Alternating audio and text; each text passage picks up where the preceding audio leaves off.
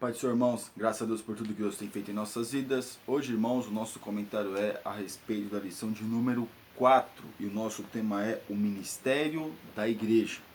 E o nosso texto do dia, que está em Apocalipse capítulo 1, versículo 6, diz assim: E nós fez reis e sacerdotes para Deus e seu Pai, a ele glória e poder para todos sempre. Amém. Então nós vemos, irmãos, que no decorrer das aulas nós estamos vendo como que Deus organiza a igreja, como que Deus proporciona para que venha a ser organizada a igreja. E aqui em Apocalipse, ele nos chama como reis e sacerdotes. Claro, irmãos, hoje nós não temos reis, mas também nós não temos sacerdotes. Mas nós vemos a ordem que Deus coloca as coisas para serem respeitadas. E aqui na nossa síntese, o ministério da igreja é um lugar para os servos de Deus, visando o aperfeiçoamento dos santos. Então, meus irmãos, a questão é, quando nós estamos na igreja, nós temos que ir aperfeiçoando, vamos dizer assim, a nossa espiritualidade ou até as nossas habilidades para poder servirmos melhor na casa do Senhor. Então, quando nós, aquele que muitas vezes está, mas eu sou membro da igreja, não almejo nenhum cargo, não é questão de cargo, é questão de aperfeiçoar para que nós venhamos servir melhor na casa do Senhor, para que se precisar, irmãos, nós estejamos prontos, vamos dizer assim, claro, pronto ninguém vai estar 100%, mas estejamos pelo menos preparados. Para quê? Para que nós venhamos estar dando, vamos dizer assim, a devida atenção para aquela situação ou aquele momento ao qual Deus nos chama para fazer algo dentro da igreja. Todos nós somos chamados para fazer algo da igreja. Então a questão é nos aperfeiçoar e nos preparar para servirmos melhor no reino dos céus.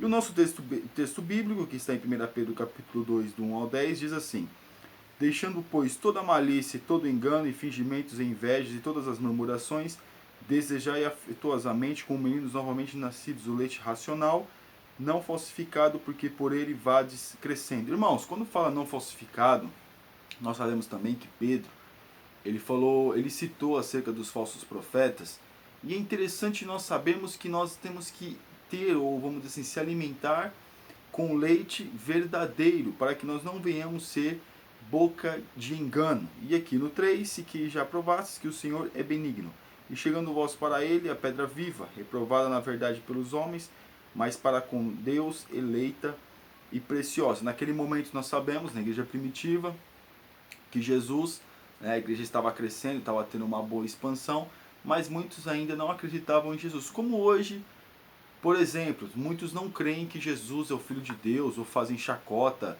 do que aconteceu, se é realmente Deus. Os judeus nós sabemos que vamos dizer, na sua cultura não acreditam em Jesus, estão aguardando o Messias.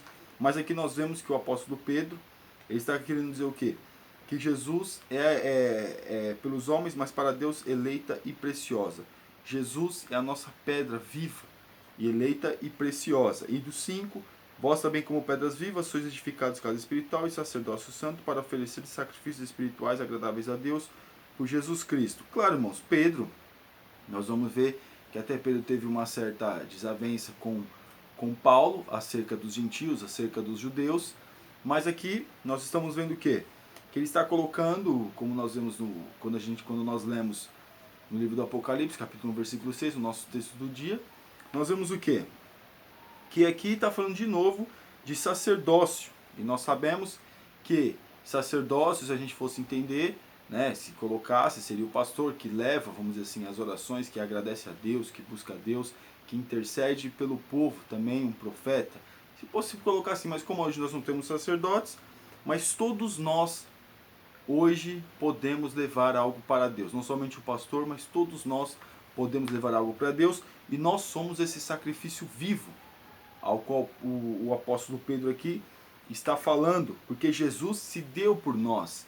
Jesus se deu por nós para salvar a mim, para salvar você. Então ele espera que nós venhamos levar coisas boas, sermos um sacrifício vivo em suas mãos. Pelo que também na Escritura se contém, eis que põe em si uma pedra principal da esquina, eleita e preciosa, e quem nela crer não será confundido. E assim para vós, os que credes, é preciosa, mas para os rebeldes, a pedra que os edificadores reprovaram, essa foi a principal da esquina. É uma pedra de tropeço e rocha de escândalo para aqueles que tropeçam na palavra, sendo desobedientes para os que também foram destinados. Irmãos, Jesus, ele sendo a pedra, ele sendo a edificação da igreja, muitos tropeçam, muitos respeitam, muitos não compreendem ou não aceitam verdadeiramente este evangelho. Mas vós sois a geração eleita, o sacerdócio real, a nação santa, o povo adquirido, para que anuncieis as virtudes daquele que vos chamou das trevas para a sua maravilhosa luz. Pelo menos, irmãos, nós deveríamos encarar, vamos dizer assim, a mensagem do Senhor exatamente dessa forma, né? Entendendo a responsabilidade que nós temos no reino dos céus para poder levar a palavra, porque nós somos, aqui eu vou até repetir, geração eleita, sacerdócio real, nação santa, povo adquirido, para que anuncieis as virtudes daquele que vos chamou das trevas para a sua maravilhosa luz. O Senhor Jesus nos salvou. Nós temos que entender o peso, nós temos que aceitar, vamos dizer assim, o peso da responsabilidade. Você vai dizer, mas Jesus fala que não tem peso, está na presença, mas quando nós entendemos aquilo que ele fez por nós, nós sabemos que nós temos que ter uma responsabilidade para o seu reino, uma responsabilidade para fazer algo para o Senhor. Então é necessário, é preciso que nós venhamos verdadeiramente buscar a palavra de Deus, buscarmos a presença do Senhor, para nós venhamos estar mais diante do Senhor e fazendo a sua vontade, que é necessário. Então nós temos que entender que nós temos uma responsabilidade no reino dos céus. Por quê? Porque ele nos tirou das trevas para a sua maravilhosa luz. E nós temos que, mas a salvação, que não é por obras, é pela fé. Irmãos, eu entendo um pouquinho de tudo isso, uma noção nós temos. Mas se nós entendemos a responsabilidade, nós vamos fazer ainda mais do que aquilo que nós já estamos fazendo. Vós que em outro tempo erais povo, mas agora sois povo de Deus, que não tinhas alcançado misericórdia, mas agora alcançastes misericórdia. Então nós vemos aqui que ele está até também tomando um exemplo de nós antes da fé e também agora na presença de Deus. Mas também ele estava querendo dizer para o povo, antes de Jesus vir ao mundo e agora que Jesus tinha vindo ao mundo, sacrifício, não precisava mais de sacrifício, né? Tudo aquilo que os irmãos, né, já têm uma noção acerca disso. Mas aqui, quando fala outros tempos não erais povo, né, o povo de Deus, para nós, agora nós somos povo de Deus. Nós temos uma responsabilidade no reino dos céus. Na nossa introdução, muitas pessoas dizem que desejaram ter um ministério, E o que é essencialmente ministrar? E o que é essencialmente ministrar é dar ordens, ter prerrogativas e privilégio, ou estar numa plataforma falando das pessoas? Não, ministrar é servir. Aquele que ministra faz-o porque é servo de Deus, em primeiro lugar, e servo de seus irmãos, pois assim foi comissionado por Deus. Nessa lição trataremos da importância do ministério da igreja e do ministério de todos os crentes diante de Deus e dos homens. Irmãos, o ministro, ele não apenas, as pessoas, mas então ele é ministro agora, ele só vai pregar, não sei o que, aquela coisa toda. Não, ele serve, ministrando a palavra de Deus, claro, e tudo aquilo que for preciso tem que ser feito. Claro que aqui naquele momento ele não só está ministrando a palavra ali, é porque ele estudou, pesquisou, buscou antes de falar naquele momento. Mas aqui nós estamos falando o que no caso, as prerrogativas de privilégio. Acha que só porque está ministrando, muitos pensam que ele tem vários privilégios. Alguns podem até dizer que sim, porque de repente se a igreja estiver cheia, o ministro, vamos dizer assim, ele vai ter um lugar dele no púlpito. De repente, se for olhar por esse lado, né? Mas a gente vê que não tem problema nenhum, porque nós temos que dar honra, né? Aquele que tem que ser dada a honra. Mas aqui nós estamos entendendo que não é só isso. Tem que se fazer algo, tem que orar, tem que se interceder pelas pessoas, tem que fazer muito mais do que propriamente chegar em cima de um púlpito e somente falar da palavra de Deus, que é muito importante, é essencial, um culto tem que ter a mensagem, é primordial, mas também nós temos que ver que Deus, ele quer muito mais de nós do que aquilo que a gente imagina. O que é ministério? Ministério é uma forma de adorar a Deus. Adorar é uma manifestação de fé, uma forma de aproximar-se da criatura do seu Criador. Por meio da adoração, demonstramos o nosso apreço, a afeição pelo nosso Deus, sem precisar pedir nada em troca. Então, ministério, irmãos, quando nós falamos de ministério, as pessoas pensam que ministério é o quê? É a igreja, é as posições eclesiásticas. Não, irmãos, não é só isso. Ministério aqui, como está falando, é uma forma de adorar a Deus, de falar com o Senhor, de estar na presença de Deus. É um privilégio que nós temos de poder estar mais perto de Deus, buscar mais a Deus, né? É o privilégio que Deus tem nos concedido para estarmos entrando mais na sua presença. Então veja que adorar a Deus, buscar a Deus, glorificar ao Senhor é um ministério. Todos nós temos um ministério na nossa vida. E nós temos, mas todos nós temos ministérios exatamente diferentes. Mas o ministério que é igual para todos é fazer a vontade de Deus, adorando, agradecendo a Ele por tudo que Ele tem nos feito, por tudo que Ele tem nos concedido. Ministério, adoração e fé. A adoração como manifestação da nossa fé é um serviço, um ministério. Então aqui de novo vai falar de adoração. Quando nós estamos adorando a Deus, como nós estamos fazendo aquilo que Deus nos mandou, o que é adorar, irmãos? Nós lemos, aprendemos na revista passada, no trimestre passado, que adorar é o quê? Nós sabemos que Deus é tudo e nós não somos nada. Reconhecemos a soberania de Deus. O louvor é elogiar a sua presença. Mas quando nós entramos na adoração, que nós nos humilhamos, buscamos a Deus, falamos, Senhor, eu me arrependo, olha Deus, me ajuda, faz a tua vontade na minha vida, eu preciso melhorar, eu preciso crescer mais na sua presença. Irmãos, quando nós entramos nesse, vamos dizer assim, vamos dizer assim, nesse desejo ou nessas possibilidades que Deus nos proporciona, nós estamos mais na presença de Deus. Então veja, ministério, adoração e fé. E nós estamos, o quê? Quando nós colocamos a nossa adoração, nos humilhamos diante de Deus, nós estamos exercendo a nossa fé. E pensa que não, quando nós fazemos isso com honestidade, buscando a Deus com sinceridade, de repente no momento, não só em casa, de repente na igreja mesmo, a gente está fazendo isso, muitas pessoas estão observando. E aí, através da nossa vida, muitos possam servir a Cristo. Ministério é serviço. Aqui, meus irmãos, aqui na última parte aqui, que devemos cuidar bem daqueles que são chamados por Deus para servir a seus irmãos e a igreja, pois o serviço cristão é mútuo, uns servindo aos outros. Aqui também vai falar do diácono aqui, nesse tópico aqui, mas é interessante, irmãos, nós entender que ministério é serviço no reino de Deus. Como nós começamos a falar no começo, todos nós temos uma responsabilidade para fazermos, para colocarmos o nosso ministério em prática dentro da igreja. Então veja que o comentarista aqui, ele está falando assim, ministério é serviço, é aquele que serve, é aquele que faz, é aquele que coloca a sua vida à disposição, vamos dizer assim, do reino de Deus para poder fazer a vontade do Senhor, para que o reino do Senhor possa crescer, para que o reino do Senhor possa se expandir. Então veja, crescer e se expandir, meus irmãos, nós sabemos que é a mesma coisa, mas isso tem que acontecer.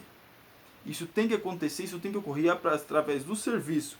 E quando nós fazemos um bom serviço no reino de Deus, fazemos boas coisas dentro da igreja mesmo, as pessoas se, vamos dizer assim, gosta, o pecador vem e se sente bem, como nós estudamos hoje, uma igreja organizada, uma igreja que busca, uma igreja que suplica ao Senhor.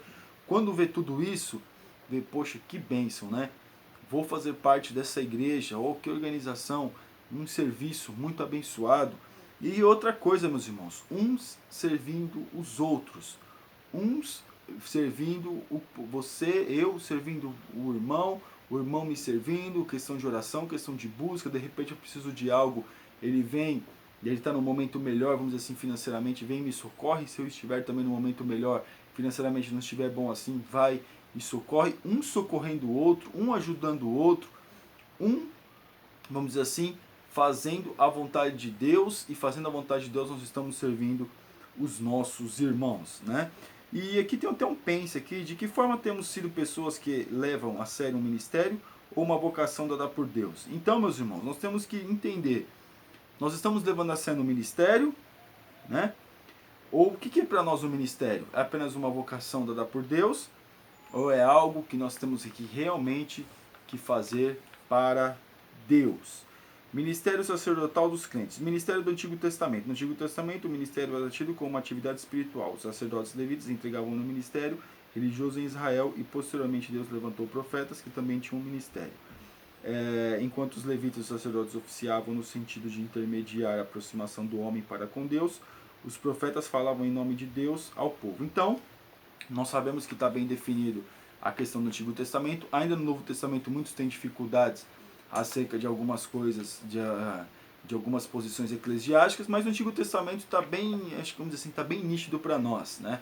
Nós sabemos que os levitas, eles serviam no templo, o sacerdote levava do povo para Deus e o profeta trazia de Deus para o povo. Então veja que está muito bem definido, eles faziam isso, vamos dizer assim, bem claro, meus irmãos. Todo momento teve corrupção, como hoje nós também temos, mas naquela época também tinha corrupção, tanto os profetas como os sacerdotes como os levitas, mas nós vemos que o ministério está bem definido ali.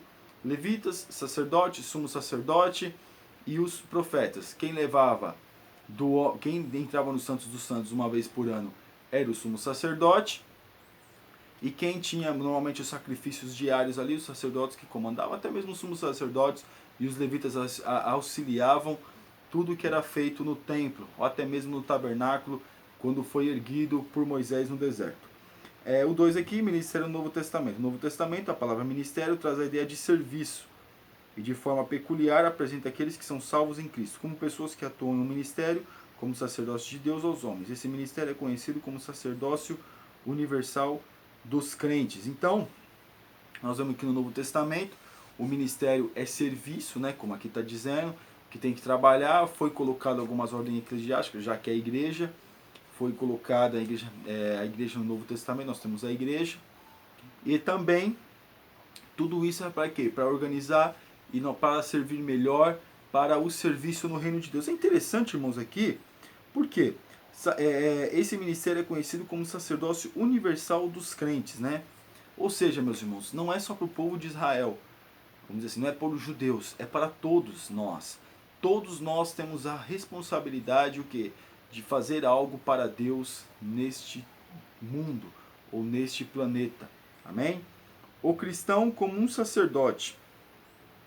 Aqui na última parte aqui, esse ministério é reservado às pessoas que Deus chama com essa finalidade específica. Entretanto, diante dos homens, somos sacerdotes, ou seja, representamos a Deus neste mundo que carece da salvação. Por isso, pregamos e oramos pelos que ainda não conhecem a Jesus.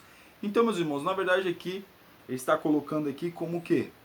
São definições. Hoje, nós nos vemos como sacerdotes o quê? Que intercede pelo povo. O sacerdote naquela época intercedia pelo povo. E o profeta trazia de Deus para o povo. Então também nós somos boca de Deus onde nós estamos. Todos nós somos um sacerdote aonde nós estamos. Dentro da nossa casa, nós somos um sacerdote, somos um pastor que ajuda no ministério. Se a gente olhar para o Novo Testamento, somos um pastor, temos que dar o exemplo sempre, irmãos. Sempre onde nós trabalhamos, de repente as pessoas não são crentes, nós temos que ser exemplo lá também. Mas aqui está falando do sacerdócio, todos nós somos sacerdotes. Todos nós intercedemos, temos que interceder pela nossa família, pela nossa casa. Então Deus chama todos nós como sacerdotes. Para quê? Para que nós possamos fazer melhor, servir melhor e entender o que? Se Deus fez por nós, Deus nos chama o quê? O que nós lemos? Nos chamou como sacerdotes para que nós venhamos fazer o quê? A diferença. Resumindo o versículo, façamos o quê? A diferença aonde nós estamos. Então é necessário que nós venhamos entender o que realmente, vamos dizer assim, o que realmente nós estamos fazendo com essa oportunidade que Deus tem nos dado de sermos o quê? Sacerdotes aonde Deus nos proporciona que nós venhamos viver. A família que Deus proporcionou que nós nascemos, ali nós somos sacerdotes. Mas toda a minha família é crente, mas nós temos que fazer a nossa parte, intercedendo, buscando pela nossa família, buscando pela nossa igreja, pelo grupo, ou seja, mocidade, adolescente, no caso a nossa revista sobre mocidade. Mas nós vemos aqui que tudo é uma possibilidade que Deus tem nos dado para podermos servir melhor o seu reino. E o 3, o ministério da comunhão e da reconciliação. A reconciliação, essa expressão retrata a união de duas ou mais pessoas depois que barreiras foram removidas. Quando vemos os efeitos do pecado na vida das pessoas, entendemos também a separação que há entre o homem e Deus. Irmãos, tudo isso que nós falamos, o que o sacerdócio fazia? Como nós vemos no tópico anterior, o sacerdócio ele aproximava o povo de Deus através do sacrifício, através da sua intercessão. Então aqui nós percebemos o quê? Que há entre o homem e Deus uma separação. E cabe a nós, como sacerdócios nessa terra, fazemos essa ligação entre os homens e Deus, até mesmo nós que precisamos do Senhor, necessitamos da presença do Senhor para estarmos mais diante de Deus, para buscarmos mais a Deus, para fazermos mais a sua vontade, para fazer mais essa ligação entre Deus e os homens. Então veja que é necessário que nós nos coloquemos à disposição, mais uma vez eu falo, irmãos, uma disposição para ministrar, vamos dizer assim, a palavra de Deus, no sentido de o quê? De dar um bom serviço para o reino dos céus. O 2 aqui, a reconciliação é obra divina. A reconciliação entre Deus e o homem foi iniciada por Deus, pois Deus estava em Cristo reconciliando consigo o mundo, né? Irmãos, aqui eu acho que nós vemos que Jesus, ele que reconciliou a humanidade com Deus, porque nós vemos que essa reconciliação fora quebrada, e também nós vemos no livro de Hebreus que jamais o homem podia se reconciliar com Deus através do sangue de animais. Então Jesus veio dar o seu próprio sangue, deu a sua própria vida, para quê? Para que o homem fosse reconciliado com o Pai. Então nós vemos que Jesus, ele teve, acho que é complicado falar, porque é imensurável dizer, meus irmãos, como o papel de Jesus na nossa vida, meus irmãos, olha, é o maior presente que a humanidade, vamos dizer assim, poderia ter. Para quê? Para ter uma oportunidade de estar na presença de Deus. Então Jesus é a nossa oportunidade que nós temos para nos reconciliar com Deus. E ele fez isso, ele nos reconciliou com Deus. Agora cabe a nós usarmos essa reconciliação que nós temos para com Deus, para que através de nós outras pessoas possam se achegar à presença de Deus. E também, mesmo dentro da nossa casa, todo mundo sendo cristão, nós podemos também fazer essa reconciliação, ou seja, nos aproximando mais de Deus, a nossa família se aproximando mais de Deus. A comunhão. A palavra comunhão traz a ideia de atos de fraternidade e companheirismo. A Igreja de Cristo não pode ser marcada por partidarismo e dissensões, pois um reino dividido não subsiste.